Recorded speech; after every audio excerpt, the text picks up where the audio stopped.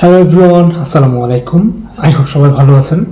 এই ভিডিওতে আলোচনা করব ইউরোপের নন সেনজেন দেশ বসনিয়া নিয়ে, যেটাকে হার্ট অফ ইউরোপ অথবা জেরুজালেম অফ। এই ভিডিওতে আমি পর্যায়ক্রমে আলোচনা করার ট্রাই করব যে এই দেশে কোন কোন খাতে লোক নিচ্ছে, এদের স্যালারি কেমন হতে পারে, ওয়ার্ক পারমিট হতে কেমন সময় লাগে, ভিসার রেশিও কেমন, বাংলাদেশ থেকে আপনারা আবেদন করতে পারবেন কিনা, বা বয়স কত হবে সর্বনিম্ন, এবং সর্বশেষ আবেদন করার জন্য আপনাদেরকে কি কি ডকুমেন্টস প্রিপেয়ার করে জমা দিতে হবে।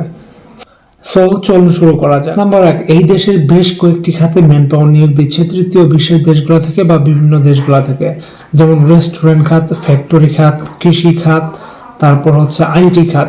তো মোস্টলি প্রথম যে তিনটা খাত আছে, এই তিনটা খাতের আবেদনের জন্য আপনাকে সামহাও কোনো এজেন্টের থ্রুতে যাইতে হবে। ইউজুয়ালি এগুলা তারা ডিরেক্ট হায়ার করে না, person to person. But IT খাত বা এরকম অফিসিয়াল যে খাতগুলো আছে, সেই খাতগুলো তারা সরাসরি হায়ার করে। সো সেগুলো ডিফারেন্ট হয়। তো যাই হোক, জেনারেল যে খাতগুলোর কথা বললাম, এগুলোতে স্যালারি কেমন হয়? এদের স্যালারির রেঞ্জ হচ্ছে আপনার 500 ইউরো, দ্যাট মিনস 1000 কেমি বা মার্ক থেকে শুরু করে এটা আপার 2000 কেমি এই পর্যন্ত হতে পারে। ওয়ার্ক পারমিট হতে কেমন সময় লাগে?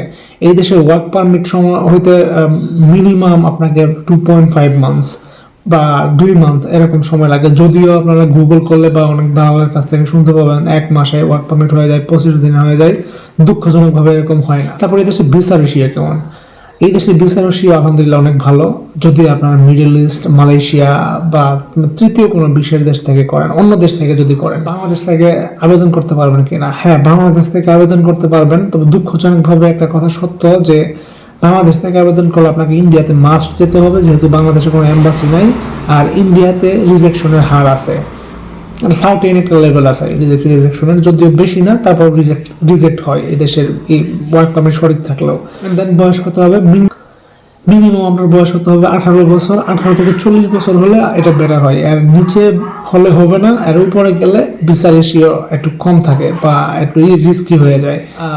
আবেদনের জন্য আপনাকে কি কি ডকুমেন্টস প্রিপেয়ার করে জমা দিতে হবে?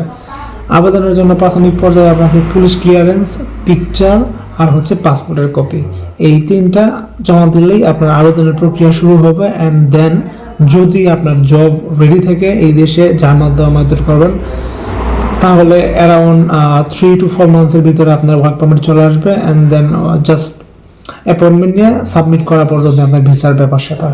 তো এই হচ্ছে সময়, টাইম টেবল। আজকের ভিডিওতে এই পর্যন্তই। আপনাদের যদি কোনো কোশ্চেন থাকে ইউরোপের সেনজেন, নন সেনজেন দেশগুলো নিয়ে, তাহলে আপনারা কমেন্ট বক্সে কমেন্ট করতে পারেন। আমি ট্রাই করব সর্বোচ্চ আপনাদের রিপ্লাই বা ইনফরমেশন দেওয়ার জন্য।